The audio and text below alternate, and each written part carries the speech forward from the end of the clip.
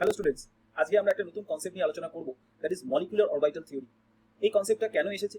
দেখো, valence bond theory যখন fail হয়ে গেল, মলিকিউলসের বিভিন্ন প্রপার্টিজ বলতে পারছে না, আইডিয়া দিতে পারছে না কি properties, colour properties, magnetic properties of the molecules, মলিকিউলসের স্টেবিলিটি, আয়নসের স্টেবিলিটি, আয়নিক ফর্মে যে মলিকিউল থাকে তার স্টেবিলিটি, এদের সম্বন্ধে কোনো আইডিয়া দিতে পারছে না, ভালো প্রুফ দিতে পারছে না।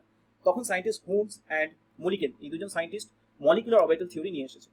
মলিকুলার অরবিটাল থিওরিতে বলা হচ্ছে অ্যাটমিক অরবিটালস যখন কম্বাইন হয়ে মানে বন্ডিং এ টেক পার্ট করছে, তখন তাদের আইডেন্টিটি সম্পূর্ণ কি হয়ে যাচ্ছে, চেঞ্জ হয়ে যাচ্ছে।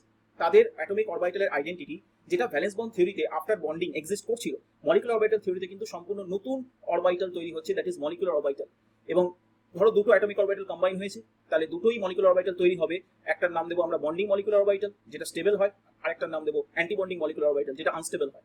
এখন বন্ডিং মলিকুলার অরবিটালে কি করে তৈরি হচ্ছে? দেখো, অ্যাটমিক অরবিটাল যখন কম্বাইন হচ্ছে, তার মানে মনে করো যে অ্যাটমিক অরবিটাল মানে ইলেকট্রনের ওয়েভ ফাংশন, দুটো ওয়েভ ফাংশন কম্বাইন হচ্ছে। এখন ওয়েভ ফাংশনের কম্বিনেশন দুভাবে হতে পারে।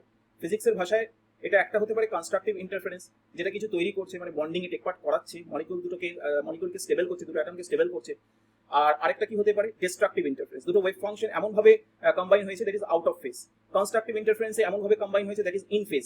যেমন ধরো দুটো ওয়েভ ফাংশন, দেখো ওয়েভ ফাংশন 1 আমি এরকম দিলাম, অ্যান্ড ওয়েভ ফাংশন 2 আমি এরকম আঁকলাম। দেখো, দুটো ওয়েভ ফাংশন যখন কম্বাইন হচ্ছে, ইন ফেজে কম্বাইন হচ্ছে, তখন কিন্তু আমরা রেজাল্টেন্ট ওয়েভ ফাংশনটা হায়ার অ্যামপ্লিটিউডে পাচ্ছি, that is constructive interference. Next, যদি এরকম ভাবে হতো, নেক্সট কেসে, সেকেন্ড কেসে, দুটো ওয়েভ ফাংশন ধরো কম্বাইন হয়েছে অ্যাটমিক অরবিটালে, এটা একটা ওয়েভ ফাংশন, এটা একটা ওয়েভ ফাংশন। দেখো, এখানে একটা ওয়েভ ফাংশনের কেস আর একটা ওয়েভ ফাংশনের ট্রাফস একসঙ্গে কম্বাইন হচ্ছে, ফলে কিন্তু আমরা ডিস্ট্রাকটিভ ইন্টারফারেন্স পাচ্ছি। রেজাল্টেন্ট ওয়েভ ফাংশন কিন্তু আমরা কিন্তু এখানে ডিস্ট্রাকটিভ ইন্টারফারেন্স পাচ্ছি। তার মানে এখানে কোনো বন্ডিং পসিবল হচ্ছে না, কারণ একটা ওয়েভ ফাংশন কি করছে, একটা ওয়েভ ফাংশনকে ডিমিনিশ করছে। সো ডিস্ট্রাকটিভ ইন্টারফারেন্স, এটা আমাকে বোঝাচ্ছে অ্যান্টি বন্ডিং মলিকুলার অরবিটাল।